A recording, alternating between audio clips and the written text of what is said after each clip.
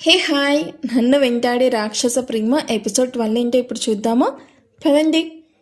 వరుణ్ ఆ diet cook తన చేత్తోనే ఓపెన్ చేసి వర్ష పెదాల ముందు ఉంచి, హ్యావ్ ఇట్ వర్షు, నన్ను తిట్టడానికైనా నీకు ఎనర్జీ రావాలిగా, సో ఇది తాగి తిట్టు అంటూ చిరునవ్వుతో చెప్తాడు. వర్ష కోపంగా ఆ కోక్ తీసుకుని వరుణ్ మొహం మీద కొట్టగానే అక్కడున్న అందరూ షాక్ అయ్యి నోటి మీద చేయి వేసుకొని కళ్ళు పెద్దవి చేసి చూస్తూ ఉన్నారు. హే వర్ష, నీకేమైనా పిచ్చా, ఎందుకు అలా చేశావంటూ గోకుల్ అరవగానే గోకుల్ నోటిని ఒక్క చూపుతోనే నోరు మూయించి అందరి వైపు కూడా కళ్ళు ఎర్రగా చేసి చూడగానే 10 నిమిషాలలో క్యాంటీన్ మొత్తం ఎంటీ అయిపోతుంది. అక్కడ కేవలం వర్ష, వరుణ్ అండ్ గోకుల్, బిందు అండ్ క్యాంటీన్లో వర్క్ చేసే వర్కర్స్, క్యాంటీన్ ఓనర్ తప్ప ఎవ్వరూ ఉండరు. వర్కర్స్ వైపు చూసి చిటిక వెయ్యగానే వరుణ్కి భయపడి వాళ్ళు కూడా అక్కడి నుండి లోపలికి వెళ్ళిపోయారు.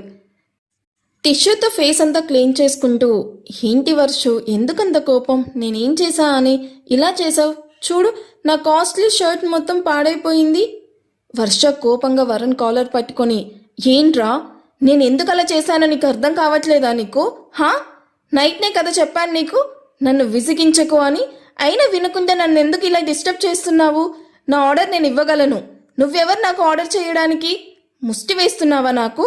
అట్లీస్ట్ నా ఫుడ్ బిల్లు కూడా నేను పే చేసుకోలేనేమో అనుకుంటున్నావా?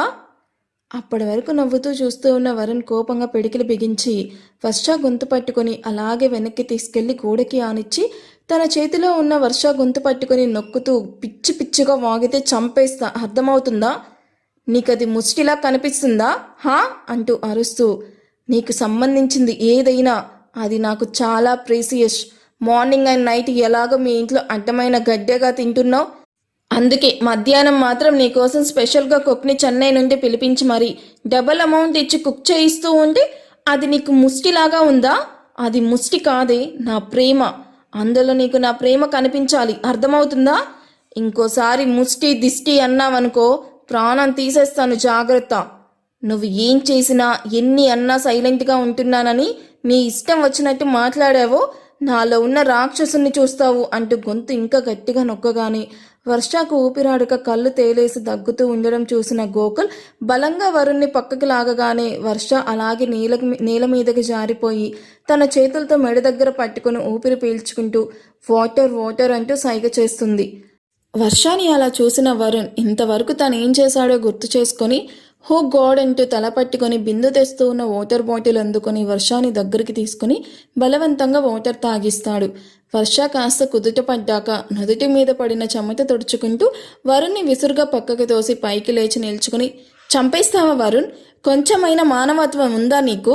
ఇంకాసేపు అయ్యుంటే ఇక్కడ చచ్చిపోయి ఉండేదాన్ని.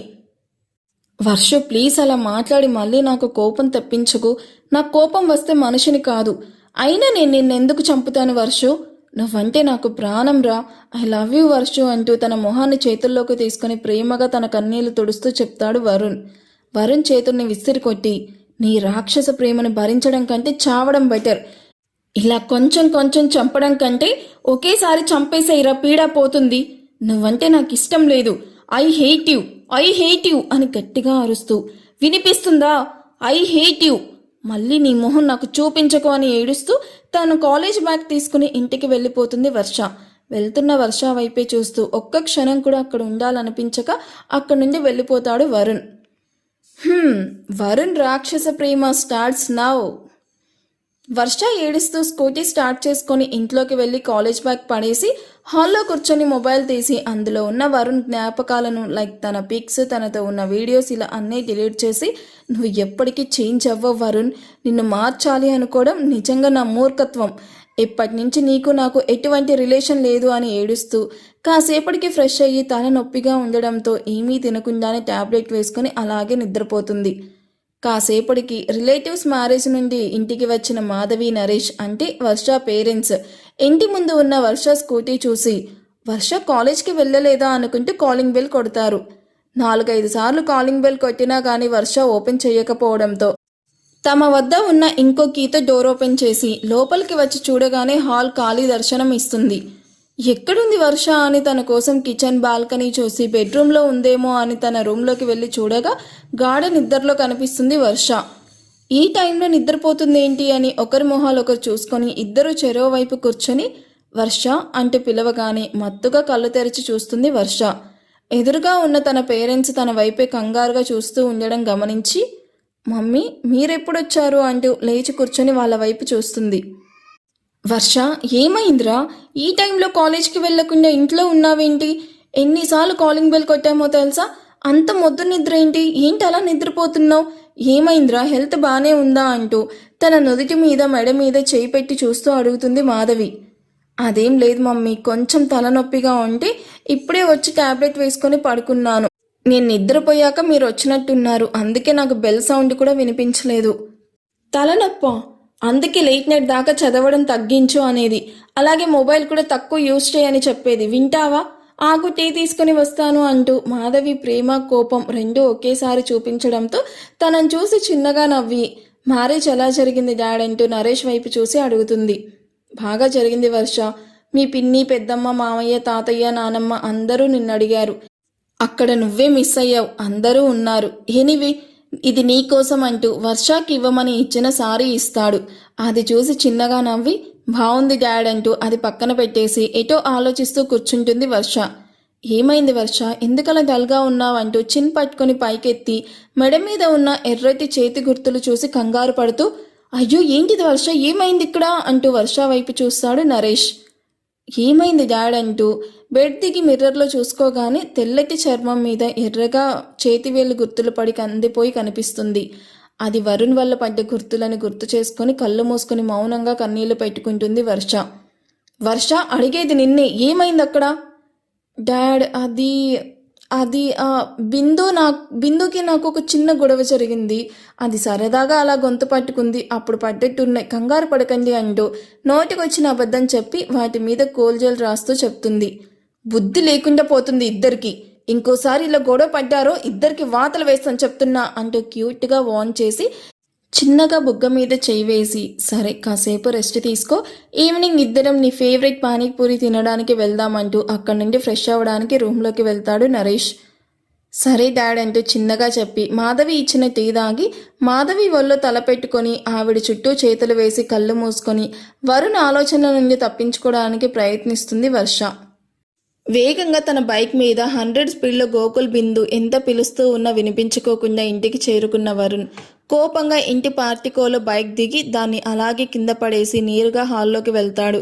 హాల్లో ఉన్న costly furniture and flower vase, tables, show pieces, aquarium, TV ఇలా అన్ని హాల్లో ఉన్న ప్రతిదీ ఇష్టం వచ్చినట్టు పగలకొడుతూ కోపంగా అక్కడి నుండి తన రూమ్లోకి వెళ్ళిపోతాడు వరుణ్. వరుణ్ని అంత కోపంగా చూసిన పని వాళ్ళు బొమ్మల్లాగా బిగుసుకుపోయి ఊపిరి పీల్చుకోవడం కూడా మర్చిపోయి క్షణాలలో అందంగా ఉన్న హాల్ కాస్త డంపియాల్లాగా మారిపోవడం చూసి షాక్ అయి చూస్తూ నిల్చుకున్నారు. వరుణ్ని ఫాలో అవుతూ వచ్చిన గోకుల్ బిందు బైక్ దిగి లోపలికి వస్తూ పార్టికోలో కింద పడిపోయి ఉన్న బైక్ని చూసి ఒకరి మొహాలు ఒకరు చూసుకొని బైక్ని సరిగ్గా పైకి లేపి స్టాండ్ వేసి ఇంట్లోకి వెళ్ళి హాల్లో పగిలిపోయిన వాటిని చూసి కంగారుగా పని వాళ్ళ వైపు చూసి వరుణ్ ఎక్కడా అంటూ టెన్షన్గా అడుగుతాడు.